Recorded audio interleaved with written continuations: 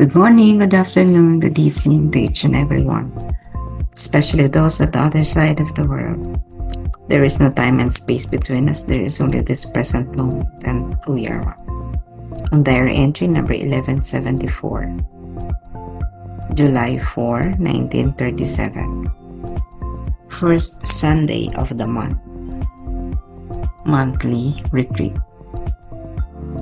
This evening, I prepared with great care and prayed long to the Holy Spirit that He might deign to grant me His light and take me under His special guidance. I prayed also to Our Lady, to my guardian angel, and to our patron saints. Unang linggo ng buwan ng retreat. Ngayong gabi naghanda ako ng buong pag-iingat at nanalangin ng matagal sa banal na Espiritu na sana ipagkaloob niya sa akin ng kanyang liwanag at dalhin ako sa ilalim ng kanyang natatanging patnubay. Ako ay nanalangin din sa mahal na Birhen, sa aking anghel na tagatanod, at sa aming mga mahal na patron. Okay, so Faustino was attending a retreat. This is a monthly retreat. Ang ganda sa kanila kasi meron silang monthly retreat. Every month, they get a chance to go back, no? Kaya nga po retreat yan. No? Parang atras ka lang. Tingnan mo uli kung ano yung ginawa mo. Sabihin, go back. Balikan yung mga nakaraan. And from the experiences of the past, immediate past, tingnan, no? Mag-discern, magsuri, magnilay, manalangin.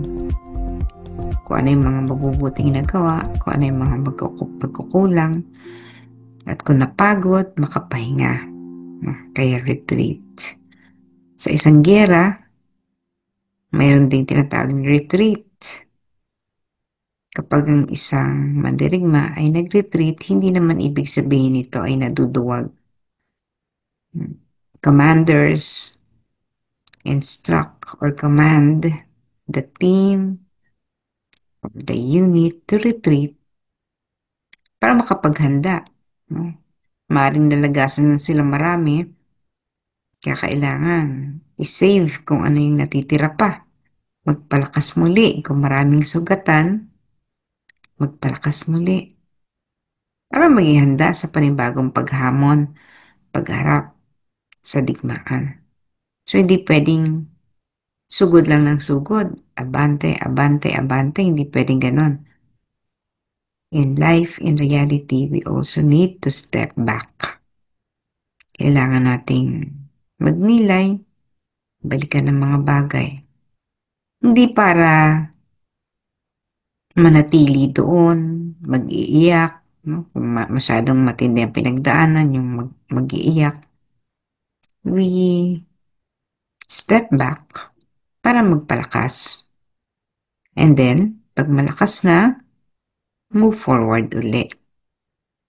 That is how commanders preserve the army o yung mga mandirigma niya. Hindi pwedeng ubusin yun para magtagumpay. So, retreat is also meant to victory, towards victory. Kaya nga sabi ko kanina, hindi ito nangangahulugan ng pagsuko, surrender, and pag-atras na sa laban, ng karuwagan. Ito ay, kung tutusin, isang pinagnilayan or isang strategiya din, upang manalo, upang makamta ng tagumpay. Ano ba ang ninanais ng ating kaluluwa? Bakit ba natin kailangan magtagumpay? Our soul faces in our everyday life challenges that is meant or that are meant to mold us to successfully go back to the Father.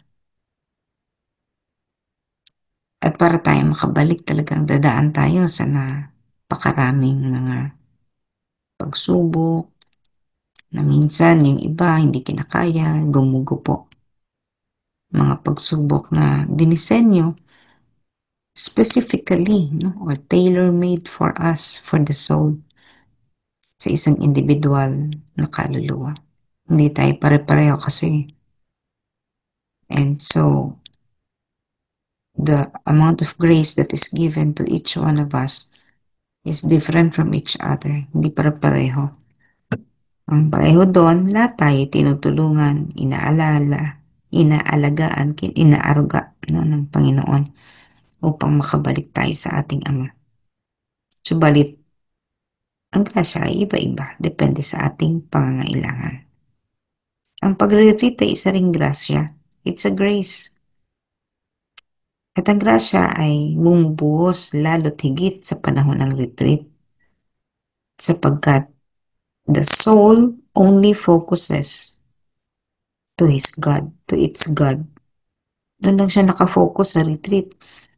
Mahirap yung retreat na nagre-retreat ka na nga.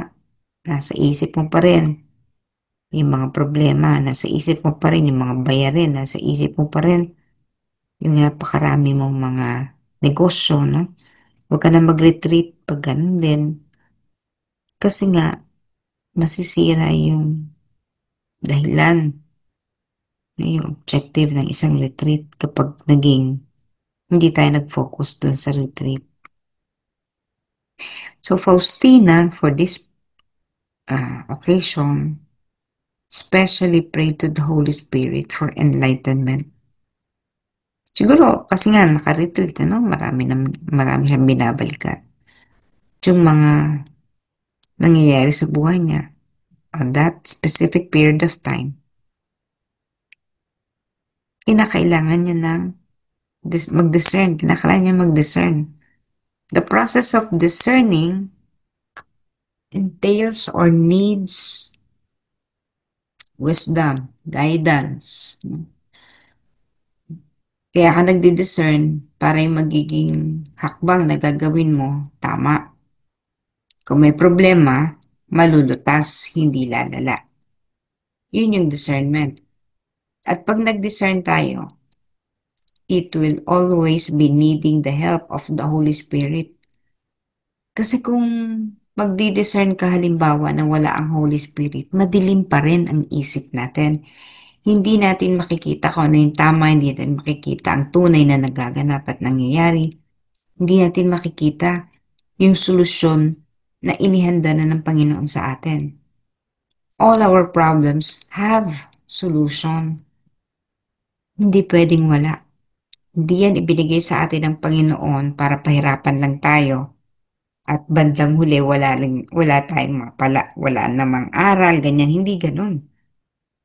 So all our problems have solutions. Maring mahirap, maring madali, pero may solusyon.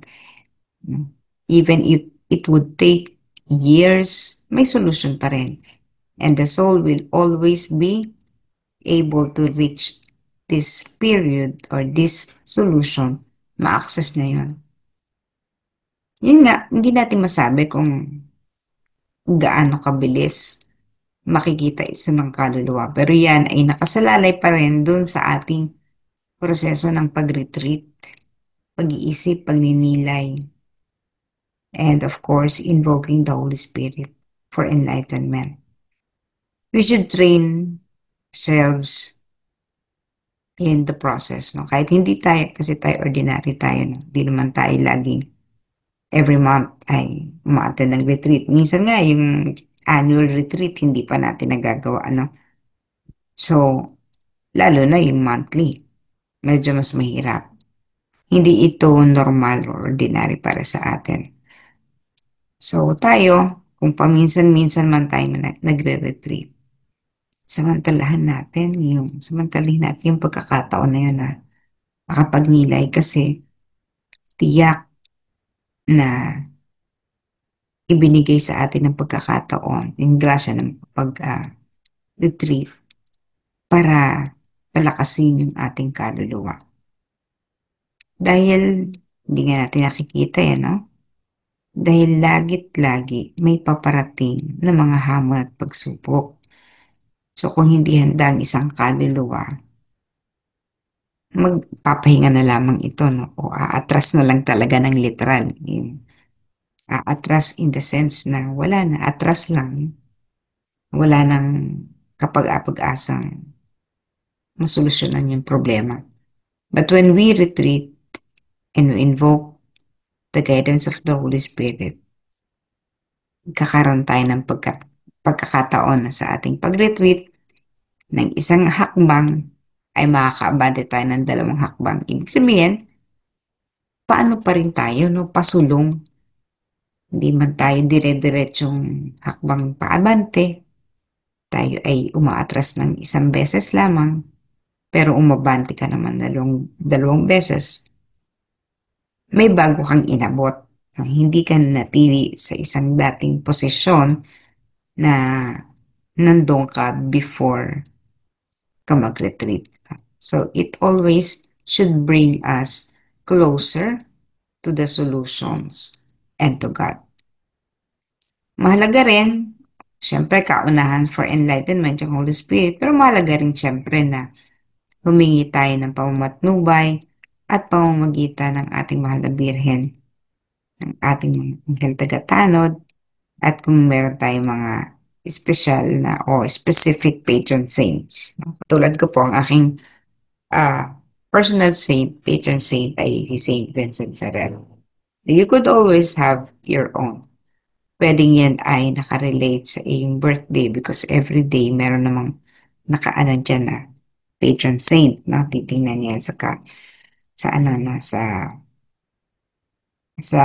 liturgical calendar para makita mo. So, napakahalaga hindi lang ng Holy Spirit, napakahalaga nandiyan din si Maria, guardian angel, patron saints. And also, of course, hindi nabanggit dito, pero lagi namang nandiyan sa kanyang tabi ang ating mahal na mabatalang awa, the divine mercy. Kasi kapag nandiyan yung divine mercy, meron ding grasya ng awa na dumadaloy at dadaloy sa isang kaluluwa na umaatras upang umabante ng dalawang hakbang.